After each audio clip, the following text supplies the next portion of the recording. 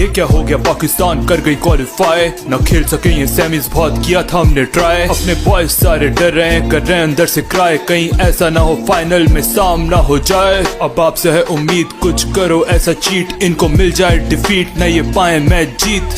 वादा है मिलेगा आपको सैलरी में रेस, IPL में भी पक्की हो जाएगी आपकी प्लेस। बस आपसे हमारी सारी अब उम्मीदें हैं, लास्ट मैच भी हम बहुत मुश्किलों से जीते हैं, उसमें भी आपकी अंपायरिंग काम आई थी, कुछ हमारी मेहनत थी, कुछ आपकी हराम पाई थी। और न्यूजीलैंड की अपील पे दे देना तुम आउट, बस ओवर एक्टिंग ना करना, ना हो किसी को डाउट। अगर फाइनल हार गए इनसे नहीं बख्शेगा इंडियन क्राउड, जितनी आप बोलोगे मिल जाएगी अमाउंट। पहले खुद तो आ जाओ फाइनल में, फिर खेलना डर्टी गेम्स वहाँ इंग्लैंड, बेसब्री से कर रही है तुम्हारा वेट।